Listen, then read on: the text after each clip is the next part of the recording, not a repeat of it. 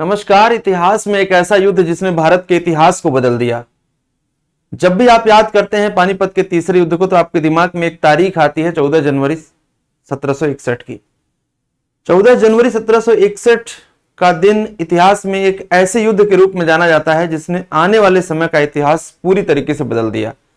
एक वक्त था जब ये लगता था कि हिंदुस्तान पर मराठा रूल होने की स्थिति है, और ये क्यों लगता था वो मैं आपको दिखाऊंगा। इस वीडियो में आप ये बखूबी समझेंगे कि हिंदुस्तान के अंदर ये तीसरा युद्ध जो पानीपत में लड़ा गया, इसने किस प्रकार से हिंदुस्तान के इतिहास को बदल दिया।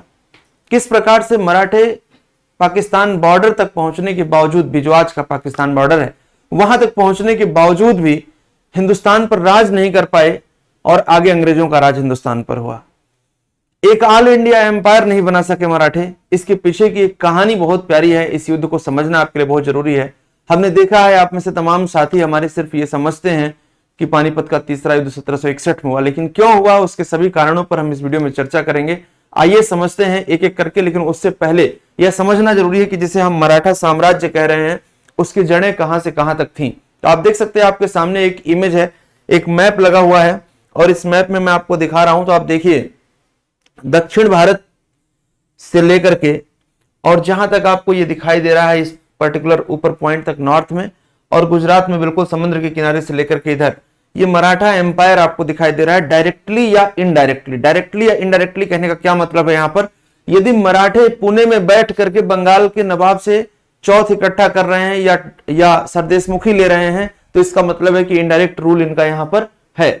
तो डायरेक्ट रूल की हम बात करें या इनडायरेक्ट रूल की बात करें, मराठा साम्राज्य इतने बड़े स्तर पर फैला हुआ था, इसका मतलब ये तो क्लियर है कि मराठा साम्राज्य हिंदुस्तान पर रूल कर सकता था। लेकिन क्या वजह थी 1761 में तीसरे पानीपत के युद्ध में जब हिंदुस्तान पर मराठा साम्राज्य नहीं हो सका, उसको समझना बहुत आवश्यक है। और उससे पहले यह भी देखना है कि जिसे हम मराठा कॉन्फेडरेसी कहते हैं, मराठा संघ कहते हैं, उस संघ का क्या मतलब है। तो साथियों, मैं आपको बता दूं कि मराठा संघ का मतलब यह है कि कई सारे अलग अलग सरदारों का समूह मिलाकर के मराठा संघ कहलाता था। जैसे कि इंदौर में होलकर हुआ करते थे।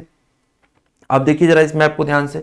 इस मैप में ये जो ग्रीन वाला रीजन आपको दिखाई दे रहा है, ये गायकवाड़ कहलाते थे, गायकवाड़ कहलाते थे। और यहां पर आप समझेंगे कि जो गायकवाड़ होते थे मेनली वो लीड करते थे बड़ौदा से, अर्थात जो गुजरात का रीजन है वो रीजन भी किसमें शामिल था, मराठा में शामिल था। गुजरात राज्य नहीं था, ये राज्य तो बहुत बाद में 1960 में बना है, आप जानते हैं।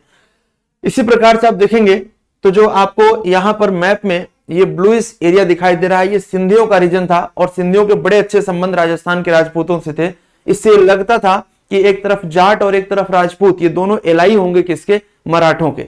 तो जाट और राजपूतों का अलायंस यदि सिंधिया के साथ मिलेगा, नीचे आप देखेंगे होलकर हैं, गायकवाड़ हमने आपको दिखाया, पेशवा के कंट्रोल में ये सारा रीजन, गडकरी हैं, ये सभी सरदारों को मिला करके हम मराठा संघ कहते थे। यानी कि जब तक इनमें यूनिटी बनी रहेगी तब तक ये ताकतवर साम्राज्य होगा, लेकिन जब यूनिटी टूटेगी तो मराठा डिक्लाइन होने से आप रोक नहीं सकते हैं। इतिहास क्या कह रहा है उसे हम समझते हैं, लेकिन मैप पर जो चीज आपको बता रहा हूं वो समझिएगा। और आइए अब आते हैं इतिहास के इंटरेस्टिंग फैक्ट में। ध्यान से समझिएगा, एक एक पहलू पर प्रश्न भी बनते हैं और आपकी समझ भी विकसित होती है। क्या होता है, वक्त था 1748 का, 1748 का। हिंदुस्तान के लाल किले में हिंदुस्तान के मुगल बादशाह के रूप में बैठने वाले व्यक्ति का नाम था अहमद शाह। और अहमद शाह के साथ, ध्यान से समझिएगा, अहमद शाह के साथ एक समस्या देखने को मिलती है कि इसी के समय अहमद शाह अब्दाली, जो कि एक अफगानी शासक है, उसका लगातार इन्वेजन होगा। और उस डर से, उसके पावर से घबरा करके अहमद शाह अपने वजीर के ऊपर डिपेंड हो जाता है, जिसका नाम सफदरजंग था। सफदरजंग वजीर यानी सेना नायक उसके ऊपर डिपेंड है। और इसी समय एक चुनौती आती है बहुत बड़ी। देखिए ये अवध आपको दिखाई दे रहा है, बहुत ध्यान से देखिएगा, ये अवध आपको दिखाई दे रहा है। अवध की सीमाएं आज भी आप जानते हैं रोहिलखंड से लगती हैं। तो यदि आप समझें कि रोहिलखंड नाम क्या इंडिकेट कर रहा है, तो यहां पर रोहिला हुआ करते थे, और रोहिला को हम बांगेश भी कह रहे थे। और ये मुख्यतः पश्तून से आए हुए थे। पश्तून यानी कि जो पाकिस्तान अफगानिस्तान बॉर्डर पर पश्तून प्रोविंस है, वहां से आए हुए थे। इन्होंने अहमद शाह को चैलेंज कर रखा था, हिंदुस्तान के मुगल बादशाह को चैलेंज कर रखा था। ऐसे में जो मुगल बादशाह का सेना नायक था, उसने मराठों से मदद मांगी कि हम मराठों से मदद लेकर के क्या करेंगे, यहां रोहिला और बांगेश को डिफीट करेंगे। लेकिन मराठे बिना किसी लाभ के क्यों मदद करते, मराठे ये बात तो समझ रहे थे कि हिंदुस्तान का बादशाह कमजोर हो चुका है। ऐसे में मराठों ने एक शर्त रखी कि हमें सिंध और मुल्तान का दोआब जो है वहां पर हमको क्या दे दीजिए, आप चौथ इकट्ठा करने का, टैक्स वसूलने का पावर दे दीजिए। 50 लाख रुपए भी मांगे गए मराठों के द्वारा। इस शर्त पर उन्होंने मदद करी और रोहिला और बांगेश को भयंकर तरीके से डिफीट किया, भरपूर तरीके से हरा दिया। अब जब रोहिला और बांगेश हार गए, डिफीट कर गए, तो इन्होंने मदद मांगी अहमद शाह से, जो अहमद शाह अब्दाली या अहमद शाह दुरानी जिसे आप कहते हैं, जिसे दुर्रे दुरानी भी कहा गया था नादिर शाह के द्वारा। अहमद शाह ने मदद करने का वादा किया, सपोर्ट किया, और इसी बीच में पंजाब के रीजन पर अहमद शाह ने कंट्रोल कर लिया मराठा रिप्रेजेंटेटिव को भगा करके। ऐसे में मराठों को एक बात तो समझ में आ रही थी कि अहमद शाह हमारे लिए समस्या का कारण बन रहा है। एक व्यक्ति था मराठों में जिसे सेना नायक भी आप कहते हैं, उस व्यक्ति का नाम था सदाशिवराव भाऊ।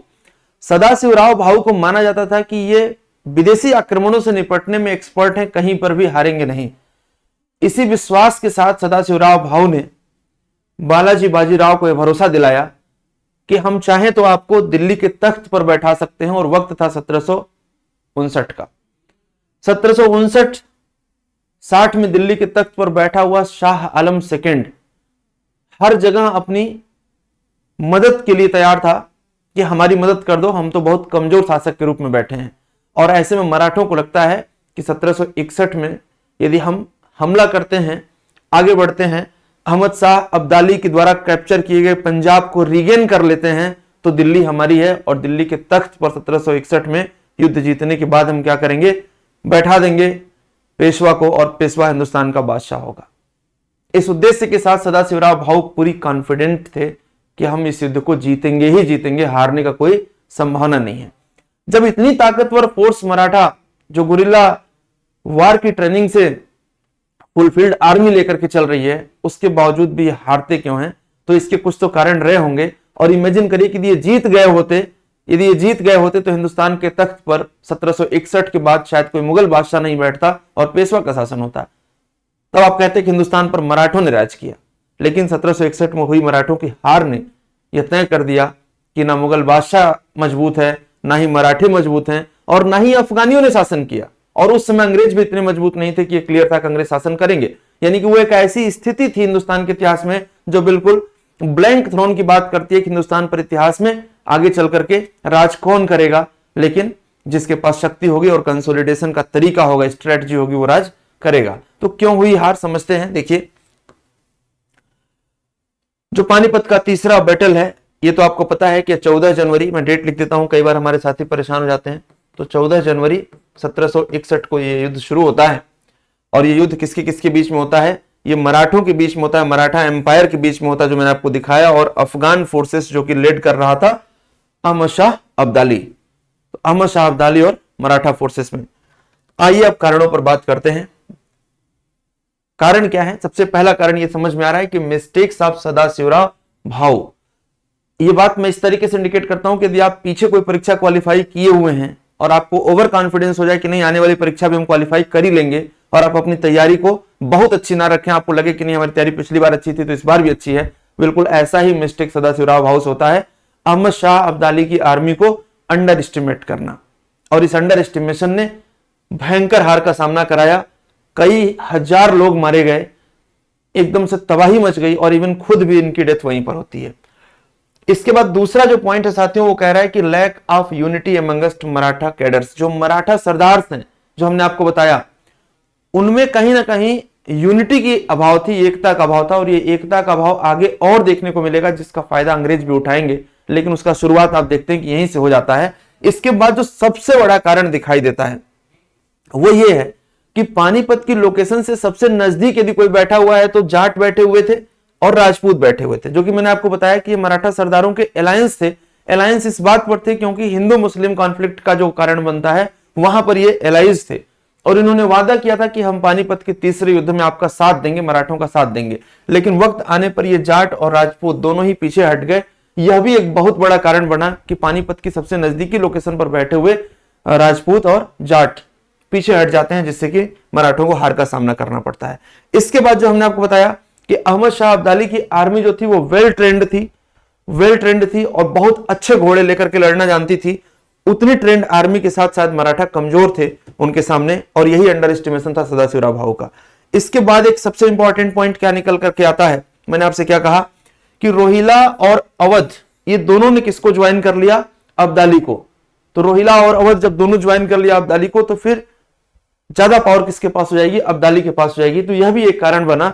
और इसके बाद एक सबसे बड़ी भूल क्या थी मराठों की, देखिए जब आप युद्ध लड़ते हैं और आपकी सेना में लगातार लोग मर रहे होते हैं तो आपका मोरल डाउन हो जाता है। और लोग क्यों मर रहे हैं, क्योंकि आपने अनट्रेंड लोगों को, जो नॉन कॉम्बिटेंट हैं, जो लड़ना जानते ही नहीं है, सिविलियन है, उनको आपने आर्मी के सामने खड़ा कर रखा है। तो वो कितनी देर टिकेंगे, जो वेल ट्रेंड आर्मी है उसके सामने टिकना मुश्किल हो जाएगा। यह भी एक बहुत बड़ी भूल हुई जिससे मराठों में यह बात फैल गई कि सिविलियंस मारे जा रहे हैं थर्ड बैटल ऑफ पानीपत में, और लोगों का मरना सैनिकों का भी मनोबल तोड़ देता है। ऐसे में लगातार मर रहे लोगों से क्लियर हो गया कि यहां पर मराठा विक्ट्री तो नहीं होने वाली है। तो इस प्रकार से इतने कारणों के साथ अंग्रेज आगे चल करके ये समझ चुके रहेंगे कि मराठा पहले से ही बहुत कमजोर हैं, और फिर वो बचे हुए मराठा सरदारों को भी आपस में तोड़ करके समाप्त कर देंगे। और 1818 में आप पढ़ेंगे कि मराठा एम्पायर समाप्त हो गया। पोस्ट ऑफ पेशवा एबॉलिश करके पेशवा को भेज दिया गया बिठूर। और 1761 में अब्दाली की हुई जीत ने तय कर दिया कि हिंदुस्तान पर अब जो पॉसिबिलिटी बनेगी वो अफगान रूल की बन सकती है, ब्रिटिश रूल की बन सकती है, लेकिन मराठा रूल की नहीं बन सकती है। तो आशा करता हूं कि इस लेक्चर से आपको ये तो समझ में आ गया कि क्यों हार हुई पानीपत के तीसरे युद्ध में। अब यही आपको बताने में मुझे बहुत खुशी हो रही है कि यदि आप इसी प्रकार से क्यों वाले वीडियो को जानना चाहते हैं तो आप इस चैनल को सब्सक्राइब जरूर करिए, क्योंकि हमने देखा है वर्षों बीत जाते हैं तैयारी करते हुए आपको सिविल सेवाओं की, लेकिन कई बार आप क्यों पर फोकस नहीं करते हैं। परंतु आप यह बात ध्यान में रखें कि यदि आपको मुख्य परीक्षा और इंटरव्यू तक जाना है, उसे क्लियर करना है, तो क्यों को समझना बड़ा आवश्यक है। तो ठीक है, बहुत बहुत धन्यवाद। और ये क्यों सीरीज हमारी जारी रहेगी। चैनल को सब्सक्राइब करिए, शेयर करते रहिए। Thank you.